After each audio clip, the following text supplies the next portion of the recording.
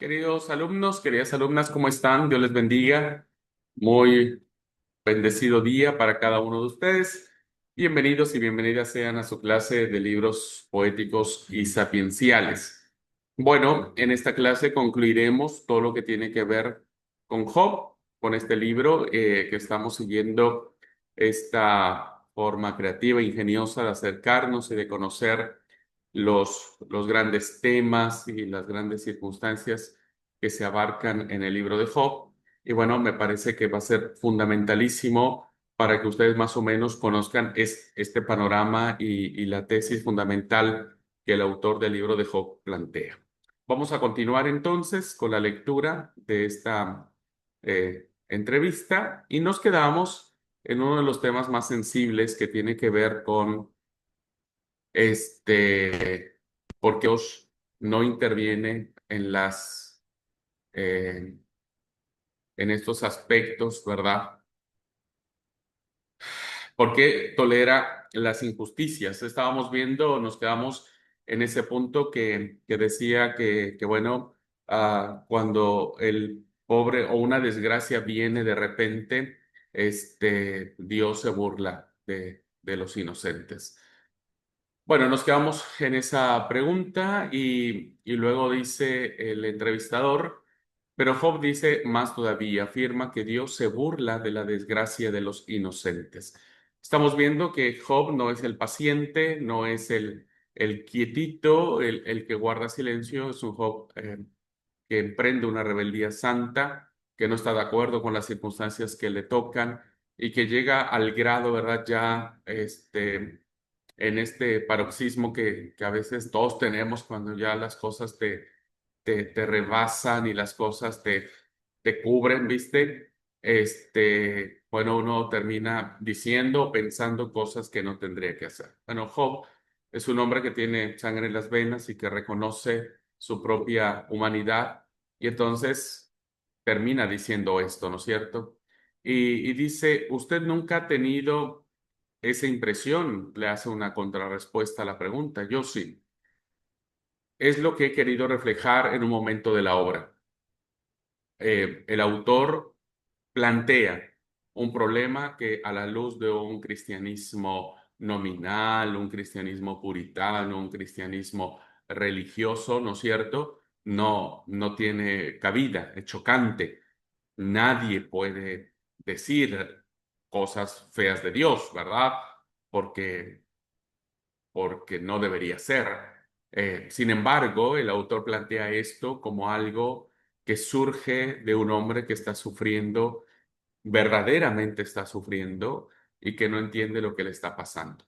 Por otra parte, usted se está centrado en una sola frase, porque sí, evidentemente este nivel de blasfemia no es reiterativo, no permea toda la obra, pero es un destello de lo que puede suceder en la experiencia humana ante el sufrimiento, sin tener en cuenta, dice, la diversidad de estados de ánimo por los que atraviesa Job. Claro, cuando uno se enfrenta a este choque de sufrimiento, entramos en varios estados de ánimo, ¿verdad? Hay momentos donde somos más tranquilos, más relajados, adoramos a Dios, cantamos, pero luego empezamos a pensar, nos enojamos, preguntamos, cuestionamos, nos deprimimos, sonreímos, en fin, pasamos por mil y un estados de ánimo que evidentemente no todos permanecen, ¿verdad? Eso solamente está hasta en tanto está el problema. Así que lo mismo le pasa a Job y por eso no deberíamos juzgar a Job por lo que está diciendo, porque en última instancia refleja la realidad de muchos de nosotros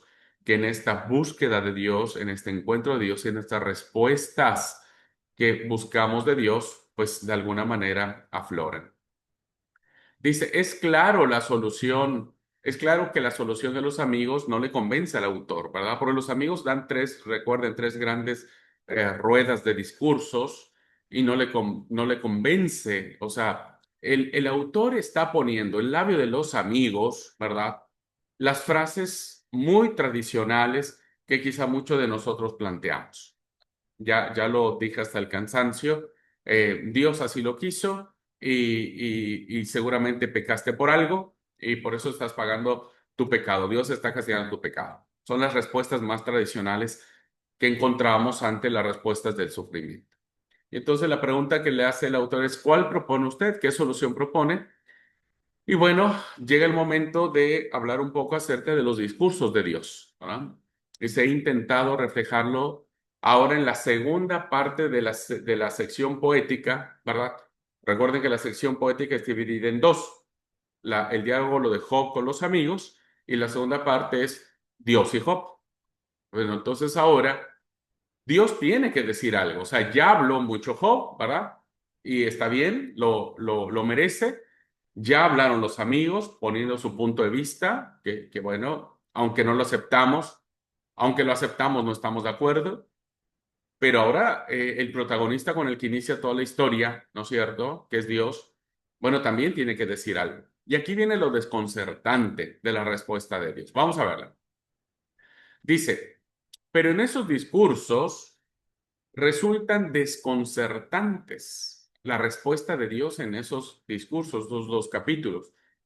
Dice, no tratan el problema del mal, no hablan nada acerca del por qué el mal está presente, ni la apuesta que Dios hizo en el cielo con el Satán.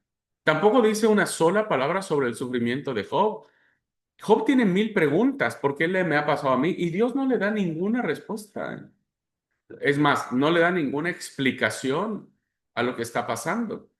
Si usted lee detenidamente el discurso donde dice, y Dios habló a Job desde el torbellino, cuando inicia esa parte de, creo que es el 40-41, empieza todo un discurso, una narrativa de Dios, ¿verdad? Que el autor plantea que solo habla del cielo. ¿Dónde estabas tú cuando fundaba las bases del mundo, del firmamento? Habla de las estrellas, la lluvia, una serie de animales, ¿no? Y entonces hay un comentarista, un biblista, que dice que los discursos de Dios no es otra cosa más que Dios le larga a Job 3 horas de clases de ciencias naturales. Y otros comentaristas son más duros. ¿Por qué? Porque, a ver, ¿qué esperaríamos nosotros? Ok, estamos sufriendo, nos hemos quejado, hemos tratado de encontrar respuestas, nuestros amigos, la iglesia, los líderes, los hermanos no nos ayudan con sus razonamientos y llega un momento donde dice, bueno, ahora Dios va a hablar. ¿Qué esperarías de Dios? Pues esperarías que por fin te explicara, ¿verdad? Esperarías que te dijera, che, mira, te pasó esto porque, bueno, yo tuve algo que ver, yo le di la autorización al Satán, yo mandé esto porque... No, no lo hace.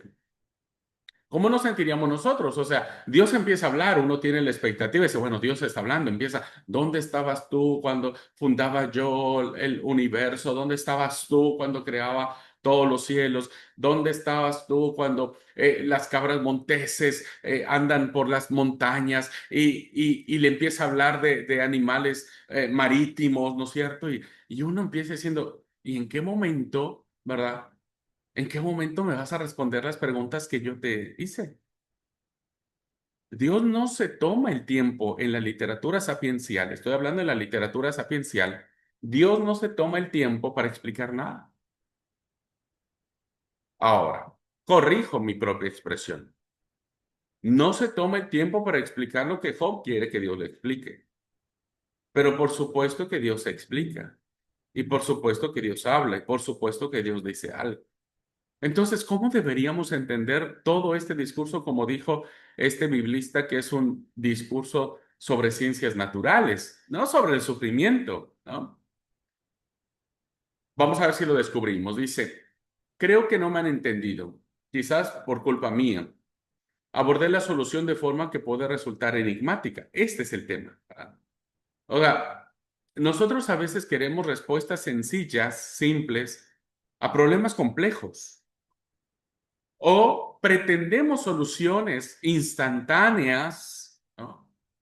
Ante dejarnos llevar por procesos.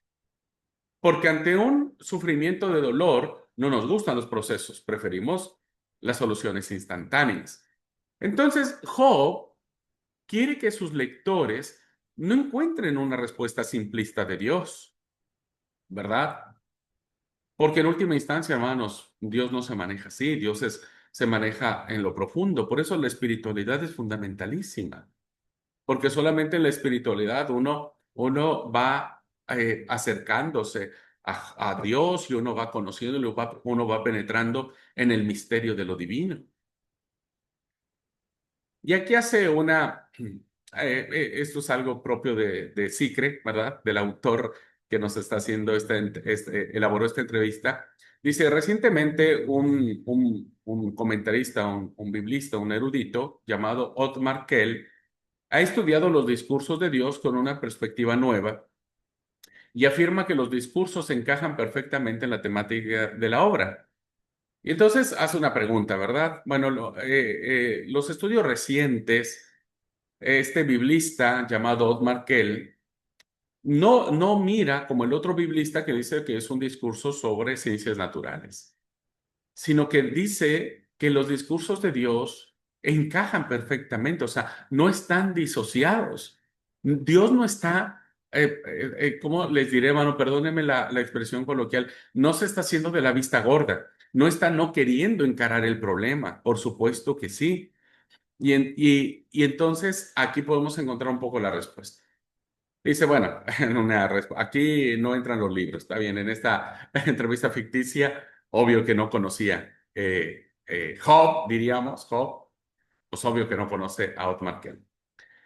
Pero sí cree, José Luis Sigre, es el autor de toda esta entrevista, ¿verdad? Quien lo está escribiendo, dice que él opina que Job ha hecho a Dios dos reproches fundamentales. Sí, según la propuesta de este estudioso, dice que durante todo el discurso de la sección poética, Dios le ha reprochado, entre otras cosas, dos cosas fundamentales. Primero, que la tierra es un caos, que todo está fuera de control y que se encuentra en poder de los malvados. Eso es lo que plantea ahora este biblista en esta nueva perspectiva. Job le dice a Dios, Dios, la tierra es un caos, todo lo que hay, todo lo que sucede, no hay quien lo ordene, ¿verdad? Y lo peor de todo es que el poderoso, el impío, el malvado, es quien termina venciendo, administrando todo.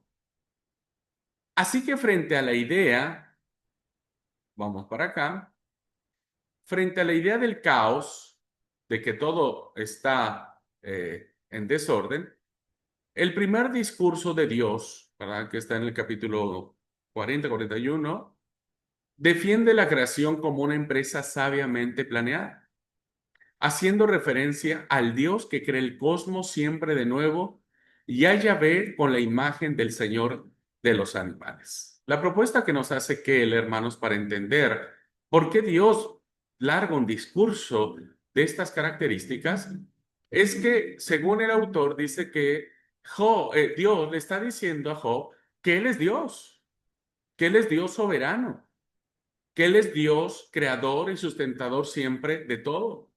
Incluso es el Dios, es Yahvé, que es Señor de los animales, ¿verdad? Recuerden que los animales tuvieron un papel importantísimo en la creación del Génesis, tanto los animales terrestres como los acuáticos y los voladores. Los animales representan en esencia esta idea de que el animal no es entendido, no tiene razonamiento, se maneja por su instinto, pero aún así están sometidos bajo la autoridad y el señorío de Dios. Entonces, según que él dice que a Job le está diciendo que lo más importante no es entender el mal, sino lo más importante es reconocer que Dios tiene control de todo, porque Él es el Señor de la creación. Y por eso inicia diciendo, ¿dónde estabas tú cuando formé todo esto? Más allá de la realidad, lo que, en términos generales, lo que Dios estaría diciendo en su discurso es, yo soy mucho más que la realidad del sufrimiento. Yo soy mucho más. Y esto es una verdad digna de ser reflexionada. El segundo discurso aborda la acusación de que la tierra está en manos de los malvados, hablando de la lucha incesante de Dios contra ellos y presentando a Yahvé con la imagen del Horus egipcio que combate contra el hipopótamo y el cocodrilo, encarnaciones del mal. Qué está pasando acá? Que Dios, ¿verdad? Job le dice, esto, el malvado es el que está bien en última instancia, ¿verdad? El malvado es el que lleva el gane. Y entonces hay dos figuras, dos monstruos, diríamos, dos animales grandes, poderosos, como el hipopótamo y el cocodrilo, ¿verdad? Que son representantes del mal, pero que Dios los va a combatir. O sea, Dios no está dejando que el mal triunfe. Por supuesto que no. El mal, los malvados, los que hacen perversidad, no van a estar permanentes con Dios o delante de Dios. Es como hoy nos preguntamos, ¿no? ¿Qué hace Dios con esos malvados? Algunos que son políticos y que causan terror entre su gente, aquellos que roban, matan, asesinan, decapitan, hacen destrozos, ¿no es cierto? Sin piedad alguna. Esos en el discurso de Dios son el hipopótamo y el cocodrilo. Pero con ellos, ¿verdad? Dios está luchando incesantemente. O sea, Dios al final del día va a vencer sobre la realidad del hipopótamo y del cocodrilo. Dios va a someter al malvado y al perverso. Entonces, Dios es un Dios poderoso, un Dios maravilloso que va a encontrar la forma de siempre luchar contra el mal. Dios no es como hoy diríamos, ¿verdad? Dios no está cruzado de brazos ante esta ola de maldad y de criminalidad eh, y de personas sanguinarias y demás. Ellos no van a vencer. Y entonces el entrevistador le hace esta pregunta. Desde luego ¿está de acuerdo con esa teoría? Y al parecer el Job ficticio, dice, desde luego, me parece más acertada que la idea de las tres clases de ciencias naturales, del otro biblista que dijo que, bueno, era un discurso solamente de ciencias naturales. Volvemos a reafirmar la idea con esta pregunta. Dice, entonces, ¿ve la solución en admitir que el mundo está en un proceso continuo de creación y que el mal forma parte de este proceso? El mundo sigue siendo creado y consecuentemente el mal va a estar, hermanos. Miren, lo pongo como un ejemplo. Cuando alguien sufre algo que sucede, ¿verdad? Eh, Sale un ser querido tuyo al trabajo y bueno, en el colectivo sufre un accidente y muere por una volcadura, qué sé yo, y demás, porque vino un hombre alcoholizado, ¿verdad? Y le chocó de frente y demás. Evidentemente hay muchas preguntas por hacerse. ¿Por qué él? ¿Por qué de esa forma? Más si era un jovencito, ¿verdad? ¿Por qué tenía que morir así? Y entonces, ¿qué sucede? Que algunos de nosotros terminamos o culpando a Dios o defendiendo a Dios, ¿verdad? ¿Cómo le culpamos a Dios? Es que fue su voluntad, fue su voluntad. Y ahí le estamos culpando a Dios. O sea, la causa del sufrimiento que yo estoy teniendo es culpa de Dios. Así que me parece que tengo un Dios que no le importó que yo sufriera. Y lo otro, tratar de defender a Dios, ¿no es cierto? Es que uno dice, bueno, vos no sabés los propósitos que Dios tiene en medio de esto. Evidentemente no, hermanos. O sea, Dios no provoca las tragedias, ¿no? De violación, de asesinato, de mil formas en que el mal se presenta. Dios no utiliza eso para cumplir sus propósitos, sino qué clase de Dios sería. Dios no los utiliza. Él no necesita echar mano de eso. Por eso siempre he dicho, Dios no lo quiso, pero lo permitió, ¿verdad? Lo permitió. Y yo creo que lo que nos está planteando los discursos de Dios es que el cocodrilo y el hipopótamo son parte de este proceso. Nosotros morimos porque alguien decidió en su libertad alcoholizarse, no tomar conciencia, salir a la ruta y chocar. ¿Eso es culpa de Dios? Por supuesto que no. Es decisión de las personas que estamos envueltas todos absolutamente en esta inercia de hacer lo incorrecto, de hacer lo indebido y que de alguna u otra manera esas decisiones traerán sus propias consecuencias, ¿verdad? Sus propias consecuencias. Entonces, si alguien está agonizando por cáncer, por leucemia, por mil cosas en el hospital, no es obra de Dios, no es que Dios lo esté queriendo, ¿verdad? Pues es la consecuencia del mal que hay en nuestro cuerpo, las enfermedades que se producen, este, el plomo que a veces consumimos en los alimentos enlatados, las emisiones de gas. Creo que ahí es donde están nuestras respuestas, no en tratar de justificar a Dios o de culpar a Dios. Creo que la sabiduría sapiencial nos pone siempre en ese punto de reflexionar y decir, este, ¿cómo voy a entender y a comprender a Dios? Entonces, al parecer, en esta propuesta que tenemos en clase de José Luis Sicre, él a través de Job dice, me parece que sí. Dice, pero esta manera de formular las cosas me recuerda más bien la opinión de un amigo que ha conocido hace poco, un tal Teilhard de Chardin, es otro biblista, ¿verdad? Es otro biblista que dice, quizá con lenguaje más poético yo diga lo mismo. O sea, están en la misma sintonía. Dice, de todas formas, tengo la impresión de que usted busca de nuevo solucionar el problema por caminos puramente intelectuales, ¿no? Que a veces es lo que a nosotros queremos encontrar la razón del por qué. Queremos respuestas a estas preguntas, ¿no? Y ya le he dicho que la reflexión es necesaria, pero no resuelve el problema. O sea, hay que pensar, sí, pero no siempre pensando uno encuentra las respuestas a nuestros problemas. Entonces la pregunta vendría a ser, ¿qué es entonces lo importante?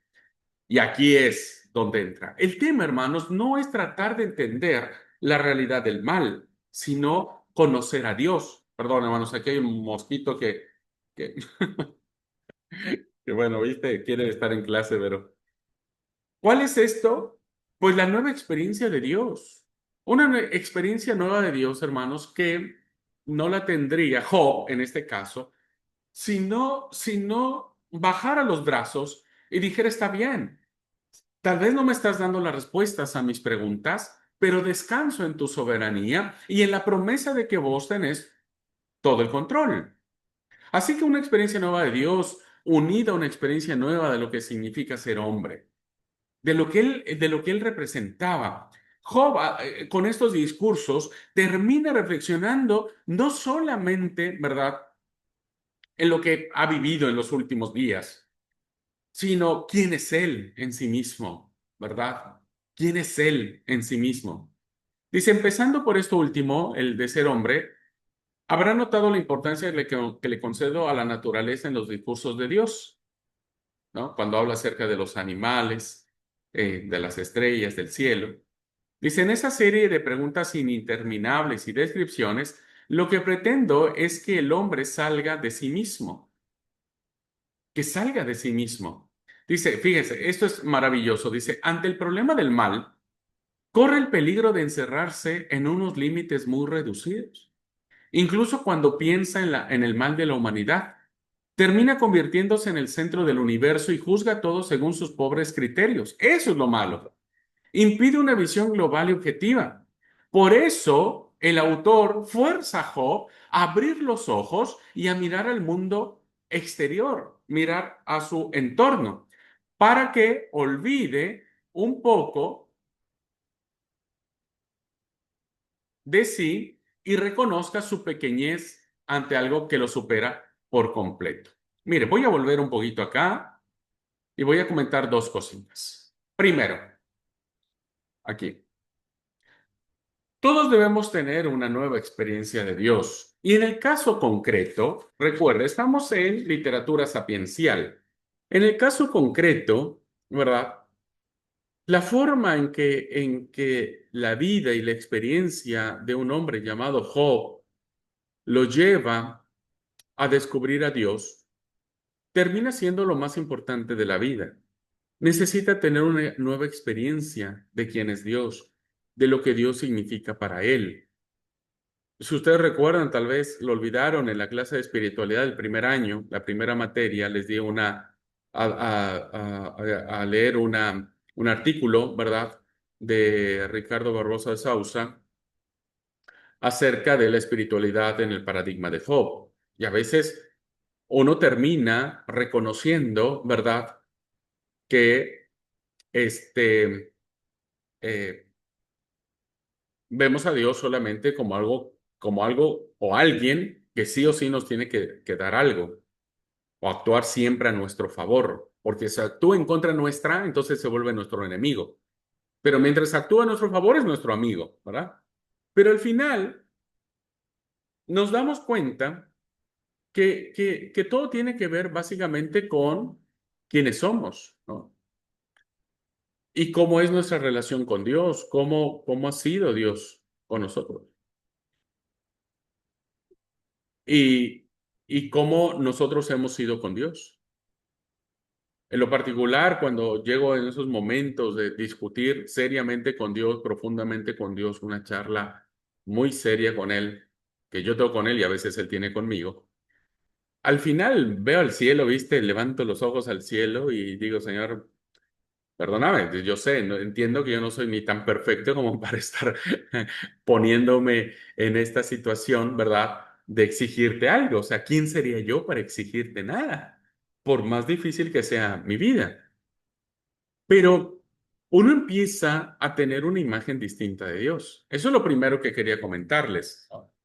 Yo les puedo asegurar que la experiencia que tuvo Pedro al momento de que estaban en la barca, se suelta la tormenta y ven a Jesús caminando en medio de la tormenta y Jesús le dice a Pedro, vení, y Pedro sale a la tormenta y a los pocos pasos mira a su alrededor, mira la tormenta, le da miedo y comienza a hundirse. El terror que pudo haber sentido Pedro al irse hundiendo, ¿no? Y me parece que es ahí donde él aprende a saber lo que sabe, déjeme decirlo así, lo que sabe la mano de Jesús. Seguramente antes de ese episodio, Pedro había saludado a Jesús de mano muchísimas veces, tal vez habían abrazado, caminaban juntos, ¿no? Porque eran muy cercanos el Señor y él. Seguramente más de una vez se habrán tocado las manos en un saludo, ¿no? Pero Pedro nunca supo lo que era verdaderamente la mano del Señor hasta que no sintió que el agua lo estaba cubriendo y la tormenta estaba amenazándolo con matar. Pedro redescubre en Jesús una nueva realidad. Y me parece que nosotros cuando pasemos por un problema de sufrimiento tenemos que capitalizar la situación de aprender o reaprender a mirar a Dios desde otra perspectiva. Y entonces el segundo comentario, que es lo que hemos leído acá, ¿por qué Dios, la explicación que se da, verdad? Esta es una propuesta de explicación, una propuesta. Pues se da en el sentido de que a veces cuando nosotros sufrimos, parece ser que solo nosotros valemos en el mundo, ¿verdad? Que solo nuestro sufrimiento es el único que vale. Entonces no nos importan los demás. No nos importa lo que esté sufriendo el otro. Somos capaces de decirle a Dios, Dios, atendeme primero a mí y después los que vengan, ¿verdad? Siempre terminamos ensimismados en nuestro problema. Y entonces hay muchos cristianos que terminan haciendo un victimismo de su vida, ¿verdad? Se sienten tan víctimas y, pero es que yo sufro tanto, ay, pero es que yo he batallado tanto, ay, es que yo le he pedido tanto. Y entonces nos centramos solo en nosotros. Hay veces que en los cultos, ¿verdad? Cuando hay momento de pedidos, hermanos solamente piden por sus propios problemas, ¿no? Y, y terminamos pensando que nuestro sufrimiento es el mejor o el que sí o sí necesitamos, ¿no es cierto? Que resolver. O sea, que Dios tiene que meterle prioridad a nosotros, ¿no? Entonces nos enojamos cuando nosotros estamos en pleno sufrimiento y vemos que el otro se alivió. Digo, pero para un poco, ¿cómo que el otro ya está aliviado o ya sanó o ya resolvió su problema? Y yo no, y yo, mira, que yo le pido tanto a Dios. Creo que algo que tenemos, que nos deja de enseñanza la literatura sapiencial es que nunca olvide que su sufrimiento es válido por supuesto, y es honesto y merece la atención de Dios, pero usted y yo no somos los únicos, ¿no? Y a veces nosotros, nuestros sufrimientos tendríamos que revalorarlos, ¿verdad? Porque a veces sufrimos porque no llegamos a alcanzar a tener plata para pagar la cuota del 0 kilómetro del auto que me compré. Entonces las ventas están bajas, no hay plata, el laburo se escasea y vos entras en una desesperación porque no tenés más para comer y tenés la cuota del auto que tenés que pagar.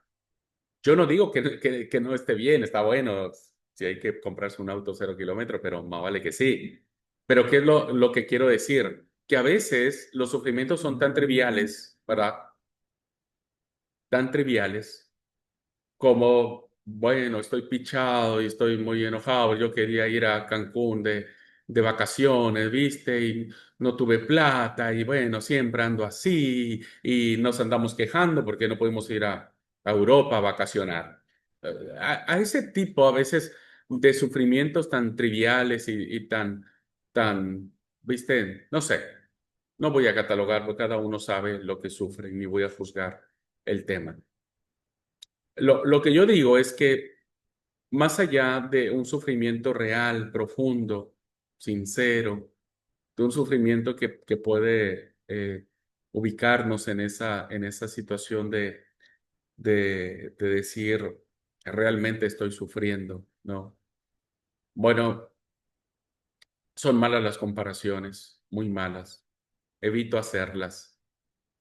Pero a veces me pongo a pensar, es una forma de sabiduría, ¿verdad? Me pongo a pensar, digo, escucho el testimonio de otra persona por lo que sufrió, por lo que está pasando, y yo veo por lo que estoy sufriendo y me avergüenzo. Pues, digo, híjole, yo, está bien, estoy sufriendo por algo, qué sé yo, pero yo no sé qué haría yo si yo estuviera en los zapatos de esa persona que está platicando lo que está sufriendo.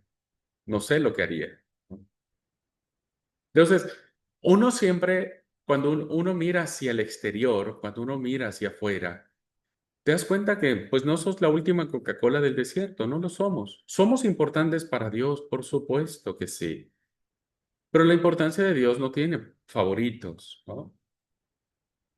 Dios siempre está dispuesto a escucharnos a todos y a bancarnos los momentos buenos y malos.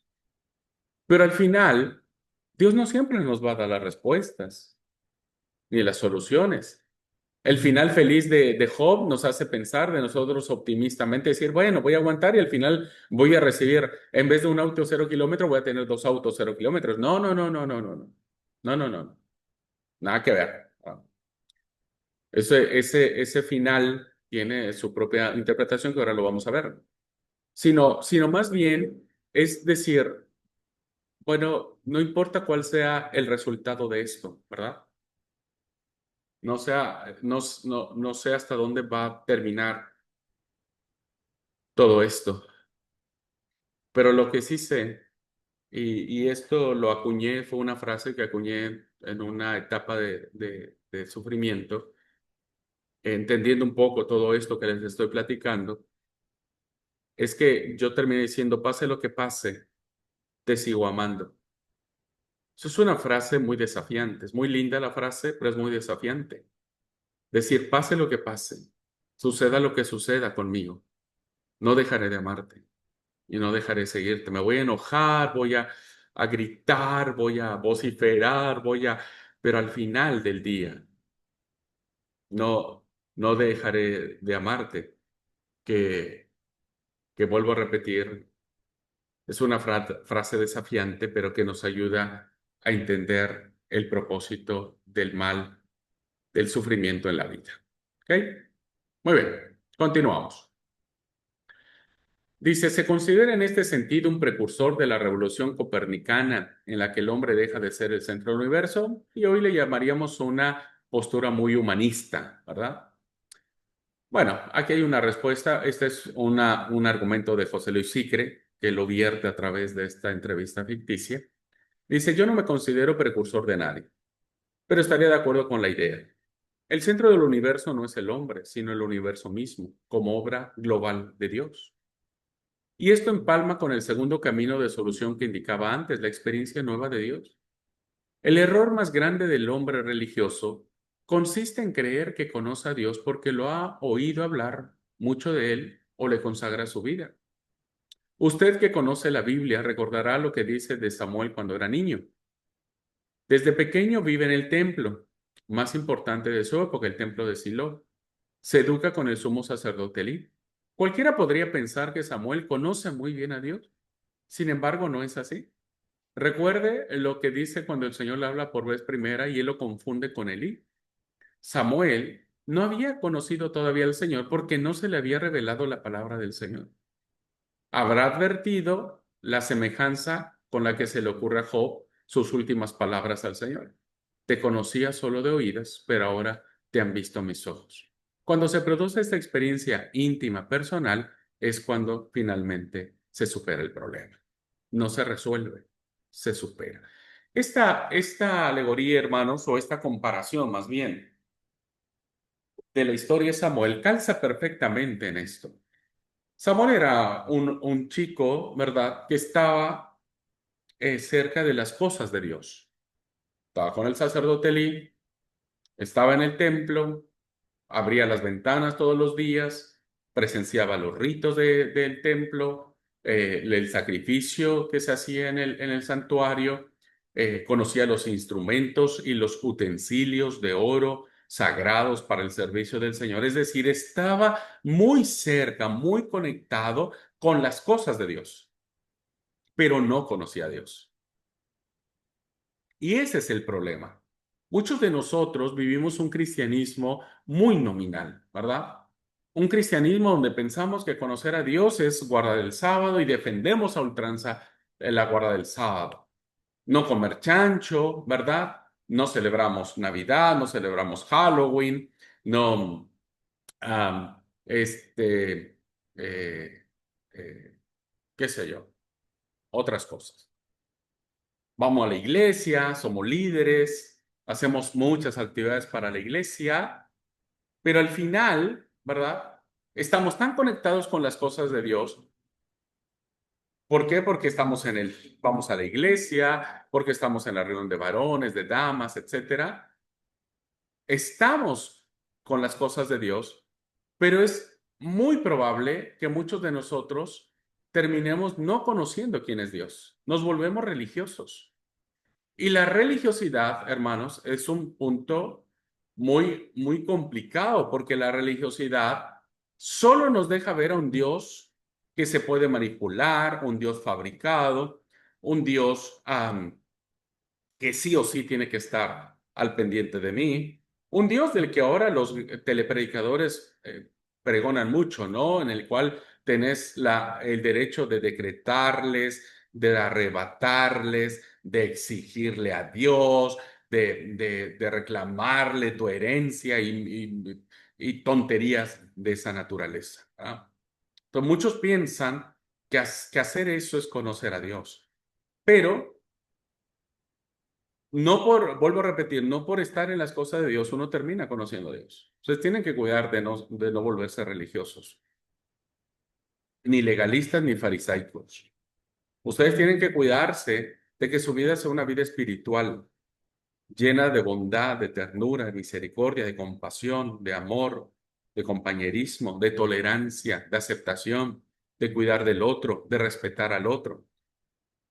Y entonces, me parece, ¿no?, que la experiencia nueva de Dios nos acerca más cuando descubrimos a un Dios que es soberano, un Dios que gobierna el universo, que nosotros, como dije, no somos la última Coca-Cola del desierto, sino es un Dios que gobierna todo cuanto existe, que sustenta todo cuanto existe.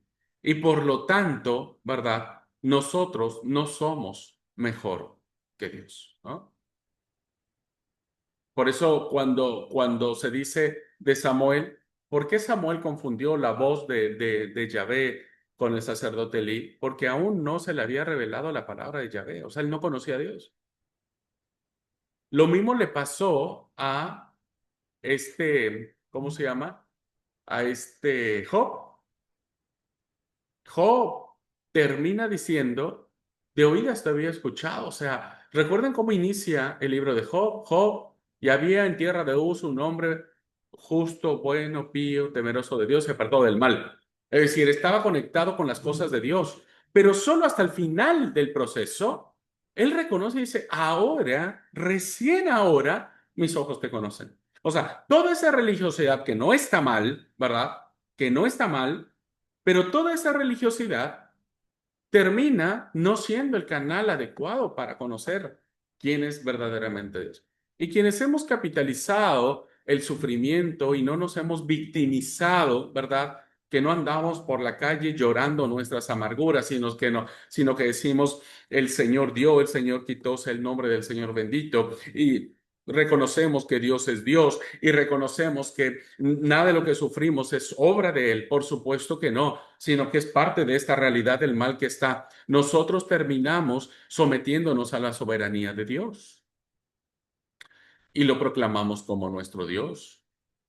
Y entonces cada experiencia que nadie quisiera tener, ¿no es cierto? Pero cada experiencia relacionadas con el sufrimiento, con el mal, pues terminan siendo el mejor vehículo para una espiritualidad más cercana con Dios, para someternos a Él, para humillarnos bajo su poderosa mano, ¿verdad? Y entonces la tensión baja. Entonces ya no hay preguntas del por qué a mí, ¿no? Sino cambia a veces la pregunta, bueno, ¿para qué para qué está pasando esto? ¿Qué necesito yo? ¿Verdad? ¿Qué necesito yo? No importa cuál sea el final de esto, porque no siempre los finales es que Dios nos devuelve por duplicado todo lo que perdimos. No siempre los finales son así, ¿no? Por eso la frase que les compartía, pase lo que pase, no dejaré de amarte. Seguimos. Bueno, este es un recordatorio, un pequeño resumito que me gusta. El error más grande del hombre religioso consiste en creer que conoce a Dios porque ha oído hablar mucho de él o le consagra su vida. Pero yo soy pastor, yo soy consagrado, yo soy consagrada. Bueno, no pasa por ahí, ¿verdad? Entonces dice, más que solucionar el problema del mal, lo que pretende es indicar un camino para que cada cual lo resuelva personalmente. Este es el punto. Dios no le responde las preguntas, porque escúcheme, hermanos, Job, aunque Dios podría responderle unas preguntas específicas a él, pero si Dios le hubiera respondido de manera específica a él, muchos de nosotros que tendríamos otras preguntas para Dios y que no estuvieran en la respuesta de Dios, pues nos causaría mayor problema.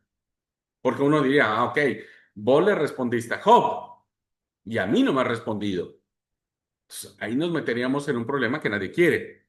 Por eso, el autor de Job no intenta solucionar el mal, no intenta dar respuestas, porque al parecer no siempre las hay.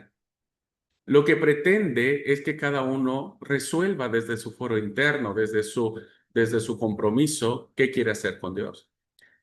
Y bueno, la respuesta dice, en efecto, y en ese camino que lleva a la superación, en ese camino que lleva a comprender y entender que a veces las cosas son así, ¿verdad? Dice, le doy mucha importancia a la trayectoria que sigue Job a lo largo del libro. A través de la rebeldía, el rechazo de soluciones prefabricadas por parte de los amigos, el ansia de discutir y luchar con Dios, díganme dónde está Dios, yo iría y le expondría mi caso personalmente. Es como llega esa experiencia nueva de la que hablaba. Es todo un proceso. Y bendito Dios por los procesos que nosotros vivimos. Sin embargo, para Job, dice el entrevistador, es fácil terminar felizmente esa evolución porque usted hace que Dios se le aparezca y le hable cara a cara. Y no. No, cara a cara no. Dios nunca ve personalmente a Job, ni Job ve personalmente a Dios. Lo hace desde un torbellino, desde una tormenta. Qué interesante esta. Estaría bueno que en medio de tanto, Job está plagado de llagas, Job sigue con el duelo de sus hijos. Digo, lo menos es que podría ser que pudiera ver a Dios personalmente, pero Dios no. Dice que lo habla desde la tormenta. Es muy distinto. Sin duda dice he recurrido a un artificio literario, es decir, es un símbolo, es una forma para expresar el poder de Dios, ¿verdad? Dios lo hace a través de un fenómeno poderosísimo como un torbellino. Dice, pero no es el típico Dios, Dios es una máquina, ¿verdad? Que resuelve las cosas mágicamente, como a veces vemos a Dios como un cajero automático que le metemos la tarjeta de nuestras solicitudes de petición y él tiene que largarnos la plata de las respuestas. Dios habla a todo el que desea escucharle, especialmente al que lucha con él y lo acusa de ser responsable de tanto sufrimiento. Es lo que les decía. Dios jamás va a desechar el corazón honesto de aquel que quiere escucharle, de aquel que le dice, Dios, quiero hablar con vos, ¿no? Quiero decirte que me siento enojado, quiero decirte que me siento triste, quiero decirte que estoy a punto de reventar, quiero decirte que estoy sintiendo esta ira dentro de mí. Bueno, Dios siempre le va a hablar a todo el que desea escucharlo y sobre todo a aquellos que tienen interés por él, porque hay algunos que no luchamos por Dios ni con Dios, son dos cosas diferentes, pero en última instancia se pueden entender de la misma manera. No luchamos con Dios porque estamos acostumbrados a no ponernos a Él ni a decirle nada y aguantar todo en silencio. Y no luchamos por Él, ¿verdad? En el sentido de luchar por su causa y de tratar de entender su soberanía. Ujú.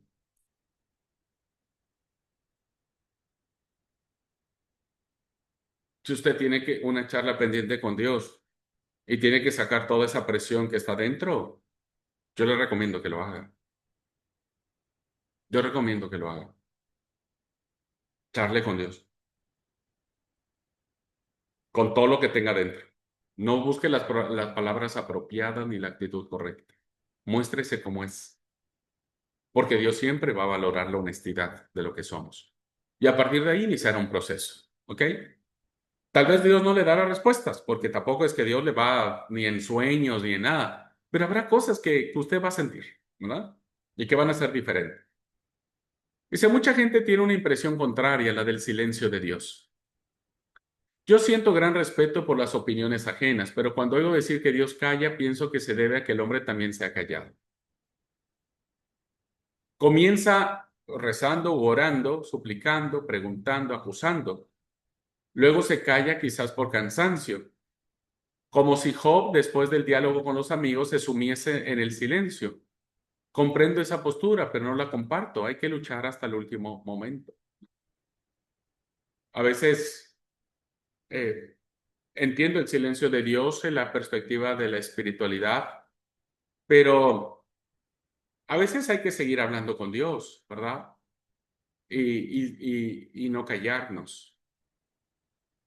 Entre más fecundas sean estas charlas con Dios, o más bien, entre más frecuentes sean estas charlas con Dios, más fecundas serán en nuestro resultado y en nuestra perspectiva de Dios, porque al final de esas charlas, de esas conversas, sabremos que nosotros no llevaremos razón, pero descubriremos cosas. El Señor nos hará sentir cosas y nos mostrará cosas, ¿verdad? Que solo alguien que le conoce a Él puede entender. Por eso la espiritualidad es fundamental. Orar sin desfallecer. Y bueno, aquí el autor nos plantea estos paradigmas que vuelvo a decir, en un cristianismo nominal son muy chocantes. Sí, hay que orar mucho, hay que pensar mucho y también hay que maldecir. O sea, ojalá se entienda esto, hermanos. No le estoy diciendo no le estoy dando permiso para que maldigan a Dios, pero depende de su nivel de sufrimiento. Habrá momentos en donde usted le diga, como yo le dije a Dios, ¿sabe qué?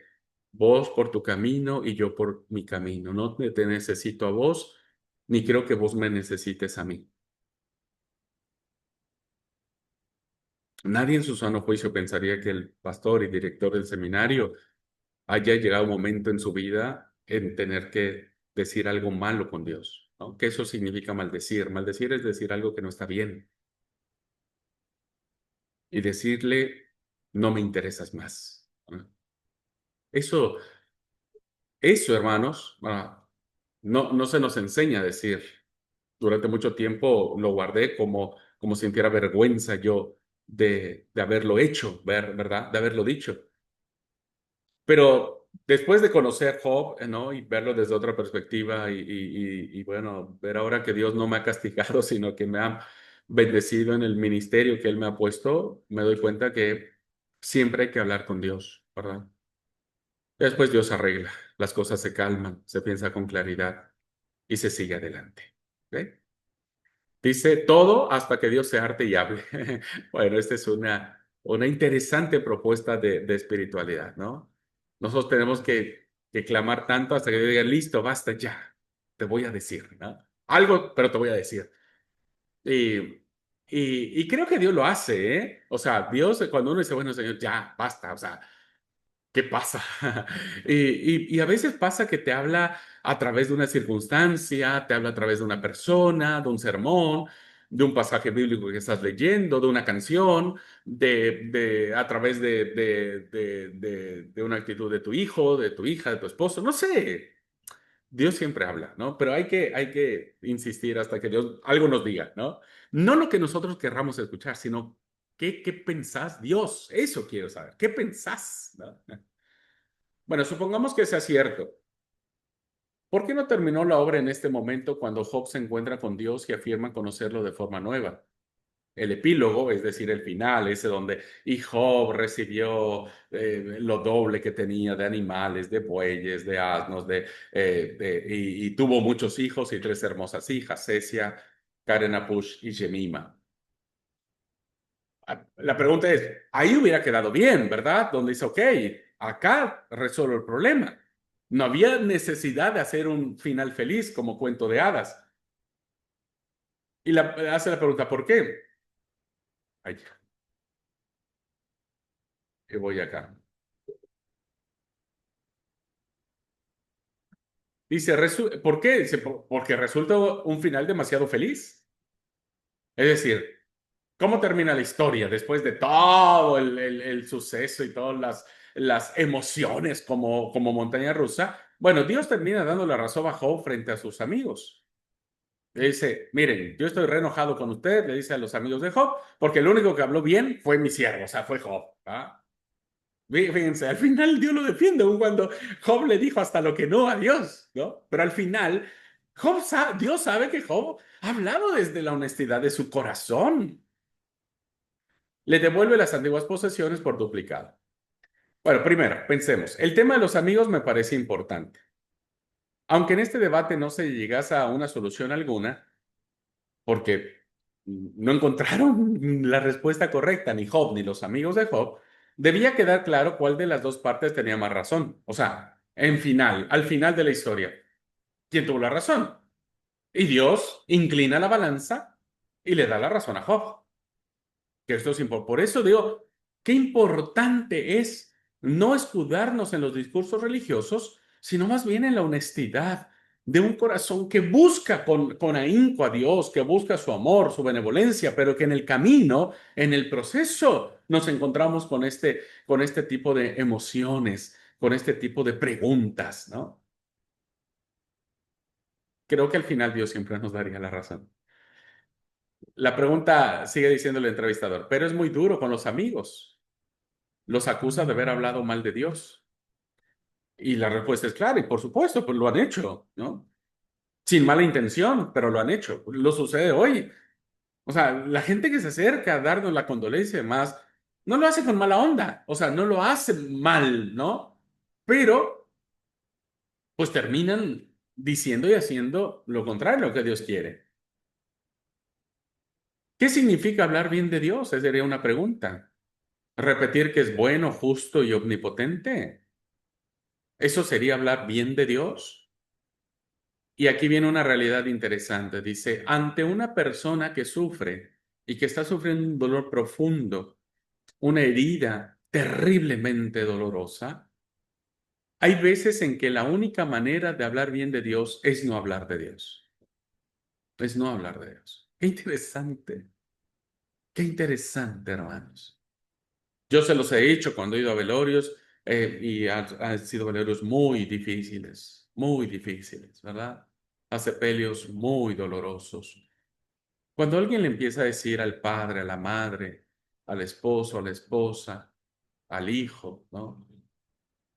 Que Dios así lo quiso, que es voluntad de Dios.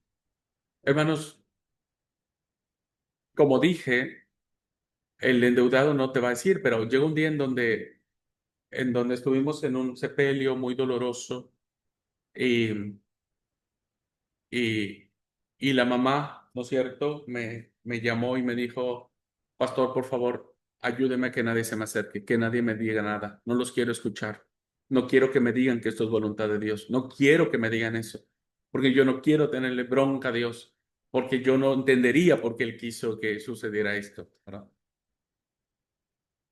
Que no me hablen, prefiero que se callen o que se vayan, me decía. Por eso, hermanos, a veces hablar bien de Dios es no hablar de Dios. Y no porque Dios tenga algo que ocultar, por supuesto que no. Pero al final dejemos que cada persona lleve su propio proceso y que descubra por sí mismo quién fue Dios y quién es Dios en todo esto. Los amigos solo callan al principio, luego hablan, estropean todo. Como no tienen mala voluntad, el Señor los perdona fácilmente, por supuesto. Fíjense, aún en eso, Dios sigue perdonando a ellos. Les dice, ustedes hablaron mal, pero está bien. Ya, no pasa nada, ¿viste? Solo tienen que ofrecer en holocausto 7 novillos y 7 carneros. Para ellos no suponía mucho, es decir, son gente de plata y que eso no tenía. Pero ¿qué pasa? Pues pasa que finalmente, aún en esto, Dios muestra misericordia con aquellos que ah, no tienen mala intención, pero terminan no ayudándole mucho a Dios. Dice, aún admitiendo esto, Dios dice que Job ha hablado bien de él. No se contradice con sus acusaciones, insultos y blasfemias, ¿no? Que es lo que le decía al final del día. Dios dice, el único que habló bien fue él. Y la respuesta dice, a primera vista, sí, por supuesto que sí. O sea, nadie le concedería razón al que te insulta, ¿no? Pero Job ha hablado bien de Dios porque en todo momento ha tenido una idea más exacta de él. O sea, el razonamiento de Job se ha acercado mucho más a lo que es realmente Dios. No lo ha encasillado en fórmulas baratas, ni en religiosidades, ni en interpretaciones ridículas. Job se ha expresado con rabia y amargura, pero también con terrible seriedad, porque hasta eso, para enojarse con Dios, hay que saber enojarse con Dios. Uno no puede ser insolente porque a ver, el que es espiritual no se va a mostrar carnal con Dios por mucho que sea su olor y por mucho que termine diciendo mal de Dios, ¿verdad? El que es carnal es otra cosa, ¿no? Pero Job no es carnal. Job no está actuando desde su carnalidad, sino desde un espíritu que sufre. Y entonces, en ese sentido, habla con una terrible seriedad y de Dios solo se puede hablar seriamente. Cuando estamos en sufrimiento, hermanos, hay una seriedad, una solemnidad, ¿verdad? Que uno va descubriendo.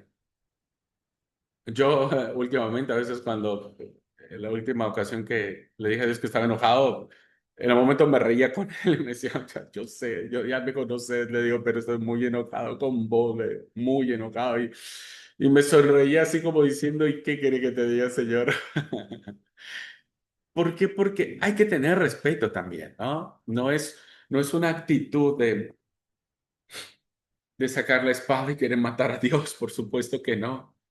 Pero es increíble, hermano. La verdad es maravillosa la literatura sapiencial. Te hace pensar muchas cosas. Yo creo que ustedes tendrán igual experiencias, ¿no? Si no las han tenido, las van a tener. Las van a tener. O sea, si ustedes han tenido malas experiencias, hermanos, y tienen amargura con Dios, charlen con Él. Saquen esa amargura porque no está bien. ¿No? Chárlenla. Si ustedes creen que el Señor les falló y demás, díganselo, porque al final del día Dios les hará entender que Dios no les falló nada, ¿verdad? Dios no falló nada, absolutamente nada. Pero díganselo. O sea, si ustedes han tenido una situación con Dios y la han disfrazado en su religiosidad porque nos han enseñado a no enojarnos con Dios, hermanos, enójese con Dios, vaya con Él y arregle las cosas con Él. Como sea, pero arréglelas. Ahora, si usted no ha tenido una experiencia, esté preparado, ¿verdad? No, no se desespere, trate de recordar esta clase y permita que el proceso pase, ¿no? Permita que el proceso pase. Ahora, si usted está pasando por una situación difícil ahora y no sabe para dónde correr, ni qué hacer, ni dónde esconder la cabeza, capitalice este sufrimiento y siéntese y en silicio y en ceniza, como Job dijo, ¿no es cierto? Siéntese y empiece a pensar en él, piense en usted mismo, en su propia vida, piense lo que usted cree que necesite, que tendría derecho y que tal vez Dios no le está dando, piense, reflexione, ore. Dígale a Dios, ¿verdad? Enójese, no oculte nada. Pase este proceso con Dios. No lo aleje, no lo anule, no lo justifique. Dios se defiende solito. Dios se defiende solito, créanmelo. No necesita que nosotros mismos lo defendamos. Dios se defiende solito, pero vaya, arréglelo, ¿ok? Bueno, dice, ¿y qué me dice de recuperar las posesiones por duplicado? Ya estamos ya al final. Dice, es una concesión al auditorio, lo reconozco. Es como diciendo, bueno, vamos a tratar de terminar tranqui, ¿verdad? Vamos a tratar de terminar sonriendo. Dice, casi todas las obras de este tipo terminan de forma parecida. Es un género literario, recuerda, estamos en una prosa narrativa. La obra está encerrada en el inicio, el prólogo y el epílogo están en una prosa narrativa, ¿ok? Y el medio, pues está en un género literario llamado poesía, ¿ok? Entonces, no era raro en el tiempo en que se escribe la obra de Job terminar con un final feliz. Dice, y en esto no he pretendido ser muy originales, ¿sí? No es... eh, eh, como les diré, no sería como obra de Job, sino más bien sería como algo muy común al momento de llevar a cabo estas obras. ¿Ok?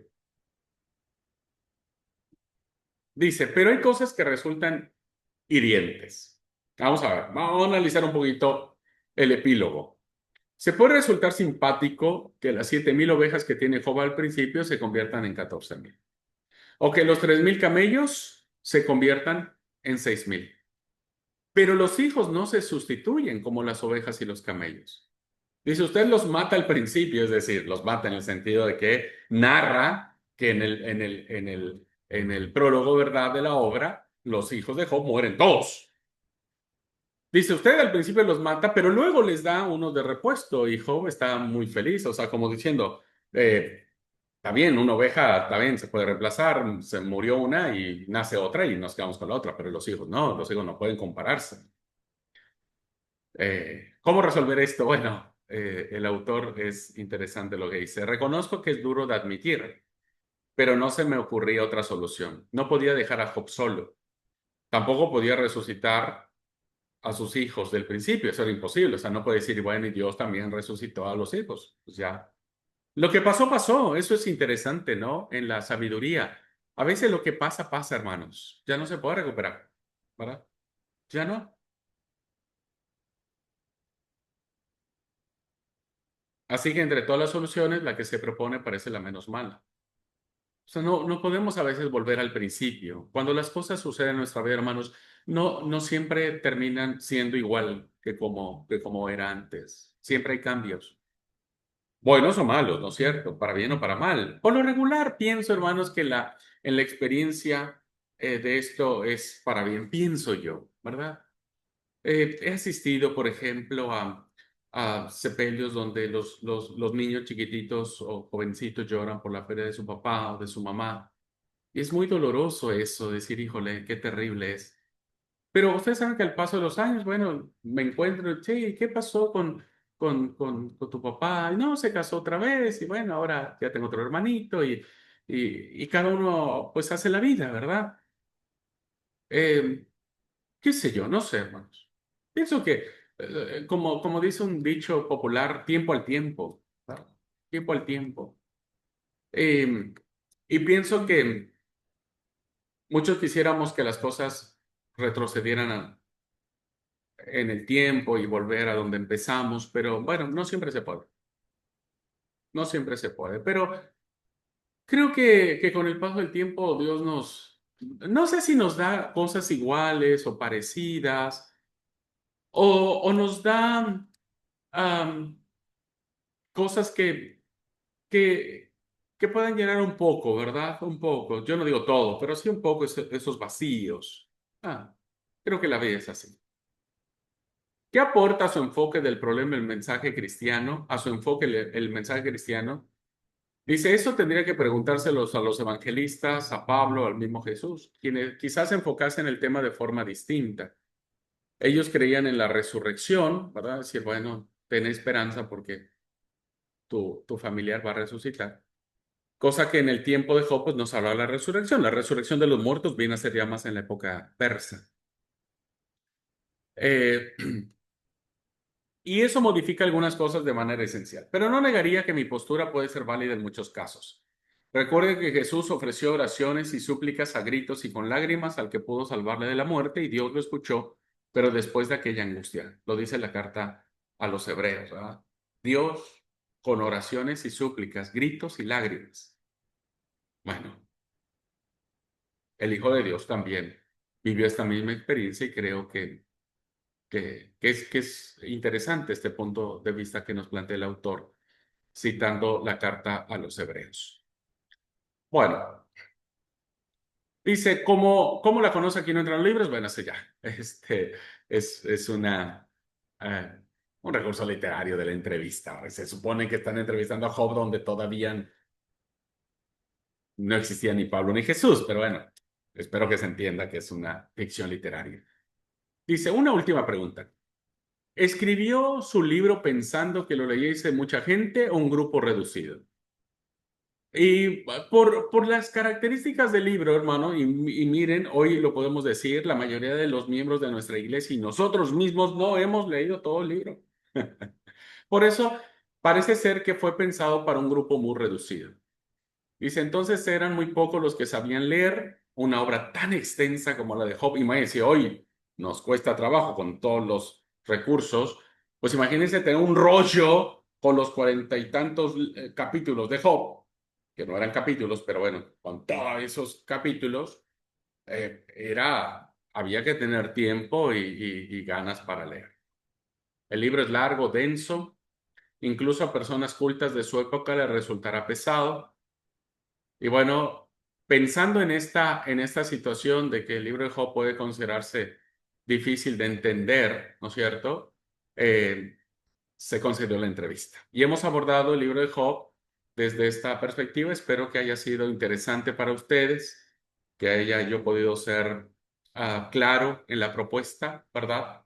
Y que sea algo interesante. Dice, creo que se pueden divulgar las principales ideas y que harán bien aunque no se lea todo el libro. Bueno, es lo que hemos tratado de hacer ahora. No leímos todo el libro, sino ni le entenderíamos si no sabemos todo el contexto. ¿No es triste consuelo para un autor? Sí, dice, pero es inevitable. Comprenderá que yo no comencé escribiendo el libro de Job, antes hice otras cosas inferiores sin duda, todas se han perdido, Job, aunque no se lea, está allí. Esto puede ser por muchos biblistas creen que el autor de Job pudo haber escrito otras obras, pero no las conocemos, ¿verdad? Así que bueno, pervivió la obra de Job en el transcurso del tiempo y ahí está. Bueno, después de esta entrevista quizás alguien se anime a echarle un vistazo, eso espero. Y yo también espero que en algún momento puedan ustedes eh, recordar esta clase y profundizar en el libro de Job y descubrirlo, ¿verdad? Bueno, termina la entrevista, termina la clase también, así que espero haber despertado en ustedes estos conceptos de sabiduría, de reflexión, de sapiencia, y que de esa manera podamos nosotros encontrarnos mucho más convencidos de la propuesta de la literatura sapiencial. Bueno, al final este documento voy a subirlo a la plataforma para que lo tengan, ¿verdad? Bueno, acá viene el desarrollo del libro de Job ya más estructurado, para que ustedes, quien quiera tener como una estructura. Bueno, lo tenemos acá, ¿ah? La estructura global de la obra. Tenemos la introducción en prosa, capítulo 1 y 2. Tenemos los discursos de Job y los amigos, primera rueda de discursos, segunda, tercera. Hay una conclusión en el capítulo 28. Luego tenemos al personaje misterioso que se mete llamado Eliud. Entonces ahí está Job, Eliud y Dios. Ahí están los capítulos, ¿verdad? Y el epílogo en prosa, el final que está del 42, del 7 en adelante. Así es como estaría estructurado de manera muy general el libro de Job. Bueno, aquí viene ya la explicación. Esto ustedes lo pueden leer. Básicamente lo que yo les he dicho acá, lo que está escrito acá, les he explicado arriba. Pero aquí ustedes lo pueden tener con mayor claridad. Y aquí hay una propuesta, José Luis Sicre, que me parece interesante. Dice: a quien desee conocer directamente el libro de Job y no disponga del tiempo, que a veces pasa, y la paciencia necesarias, hay el consejo para leer los siguientes capítulos. Sí o sí, lea el prólogo. Sí o sí. Es muy lindo y muy atrayente. Lea la primera ronda de debate con los amigos. Solo la primera para darse cuenta cómo se maneja del capítulo 3 al 11. Y luego lea los discursos de Job y Dios. Job del 29 al 31 y el discurso de Dios del 38 al 42. Y finalmente termine leyendo el epílogo. Ahí le va a dar como un pantallazo generalizado de esto de Job. Muy bien. Y si quiere añadir algo, los magistrales discursos de Job de estos capítulos son imperdibles, ¿verdad? Así que no se los pueden perder. Está del 12 al 14, el 19 y el 21. Lean estos discursos de Job que traen mucha sabiduría. Bueno, y con esto terminamos la clase. ¿Ok? Bueno, deseo de todo corazón que siga siendo de bendición la vida de cada uno de nosotros. Así que nos vemos Dios mediante mañana para leer el siguiente libro de sabiduría. Dios les bendiga, hermanos. Linda tarde para todos. Y bueno, espero que cada uno pueda capitalizar su propio sufrimiento en la realidad del mal que nos rodea, no desde culpar a Dios o tratar de encontrar respuestas que a veces no encontramos, sino someternos a la soberanía de Dios, pero siempre estar tranquilo en nuestra conciencia, ¿verdad? Y para estar tranquilos nosotros tenemos que hablar con Dios siempre, en buenos términos o en malos términos, ¿no? Como lo hemos planteado en clase, pero al final eso nos va a permitir estar en equilibrio, tener una espiritualidad sana, una comunión con Dios sana, sin resentimiento, sin culpa, sin reproche, sin nada, ¿no? Y eso es lo que anhelamos todos. Dios les bendiga, que tengan linda tarde para todos ustedes. Bendiciones.